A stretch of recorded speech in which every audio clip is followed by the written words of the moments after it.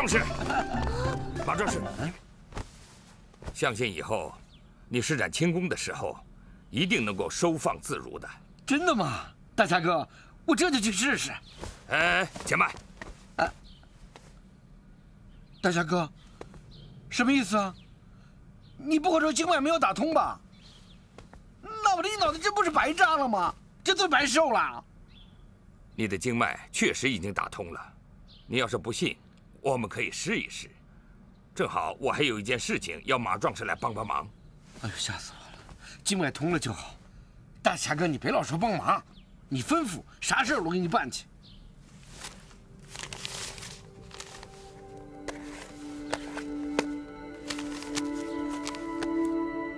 我想麻烦你，帮老夫把这个锦盒放在大殿的牌匾后面。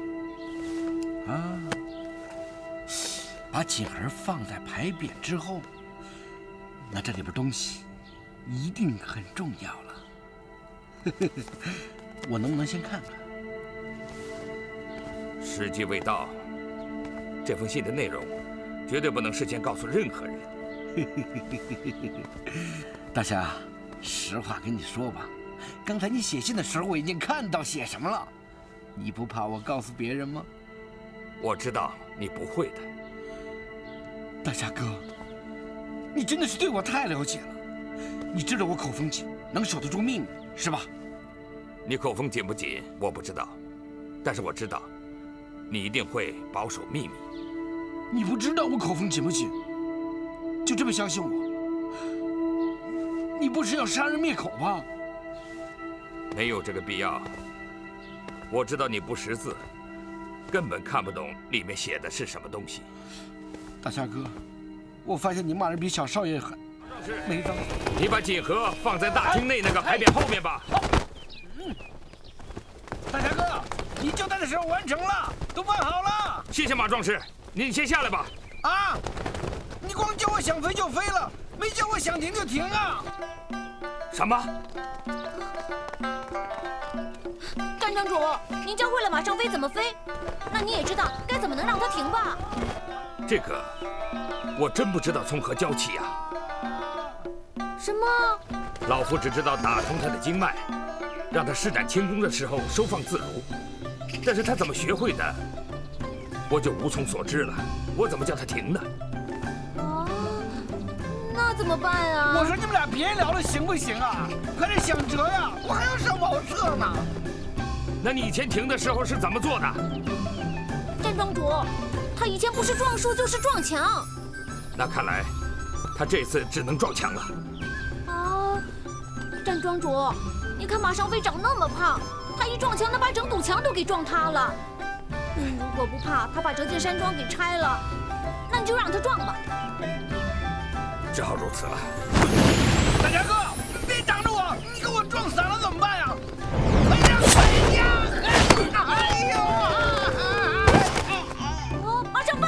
马壮士，马壮士，你没事吧？马上飞！能没事吧？脖子毁了。大师兄，啊，你在这儿啊？没打扰你吧？啊，当然没有。啊，请坐吧。啊。哦，对了，师傅和我说罚你3个月不能用剑，你可千万不能怪他。师傅看待我们就像看待他自己的孩子一样，他一定有他自己的用意的。放心吧，大师兄，不开心的事我不会放在心上的。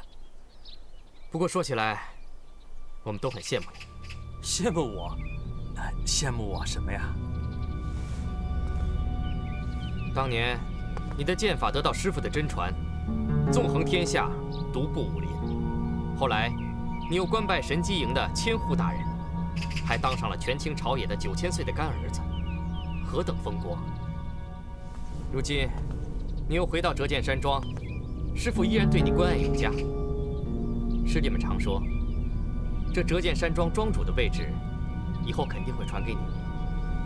这么多的好事都加在你一个人的身上，你说我们能不羡慕你吗？可是你不觉得我很可怜吗？可怜？你觉得自己很可怜吗？不是吗？你刚才说的什么神机营的千户大人，还有什么9000岁的干儿子，我都不记得了。要不是任院老师告诉我叫叶红影，我连自己是谁都不知道。不觉得自己很可怜吗？还有，你刚刚说师傅会把庄主的位置传给我，我想都没敢想。大师兄说笑了，这种事情你有什么不敢想的？鸟人，鸟人，啊，鸟人，哎，老大，在哪儿呢？这儿呢。哎呀，干什么你啊？我觉得你头在这边跟我说话比较方便。啊，那我一会儿怎么办啊？一会儿我再给你弄回来。那你能不能给他放到中间啊？一会儿再说吧。你这是怎么了？你那倒霉的师傅，他说想试试我的经脉有没有打通，顺便帮他把那个什么破盒子放到大厅的牌匾后面，结果我飞起来了，落不下来了。他不让我撞树，也不让我撞墙，一巴掌把我呼下来了。马壮士，你说的盒子是什么盒子啊？哎，这事儿我不能告诉你，我跟你师傅说好了的，绝对不能跟别人说。再说我这人口风很紧，哎，里边有一个非常重要的信，我就更不能说。信？什么信？这个我真不能告诉你，因为上面写的字我实在不认识。我说，你能让他还回那边去？好，我试试啊。好点吗？我怎么觉得还不如刚才了呢？啊？邪的。老大，外面风大，进屋弄吧啊。师傅在大厅匾额的后面藏了一个锦盒，难道那里面藏着什么秘密？7兵9千岁，派出去收拾孙伯鱼的那2个人，他们都死了。统统厚葬。是。7兵9千岁，需不需要卑职？本座该怎么做，用得着你来教吗？啊，卑职不敢。还不赶紧退下！遵旨。皇城脚下居然出了这种事情，看来人心叵测呀。今后本座更要小心提防了。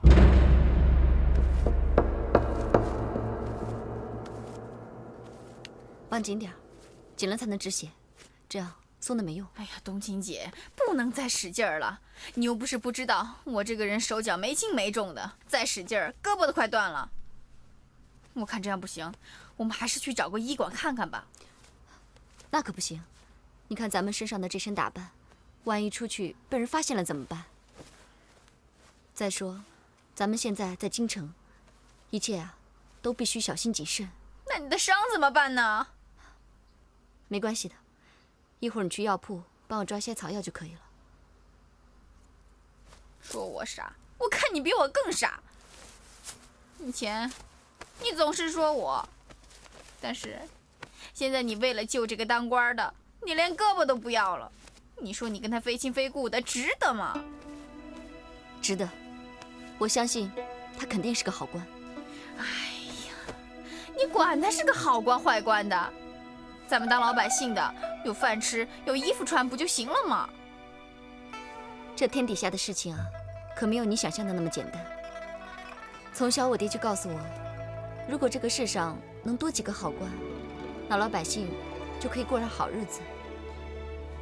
如果不幸遭遇奸臣当道，那老百姓可就要跟着遭殃了。我爹他这辈子最大的心愿，就是让老百姓过上好日子。也正是因为这样，才遭到奸臣陷害。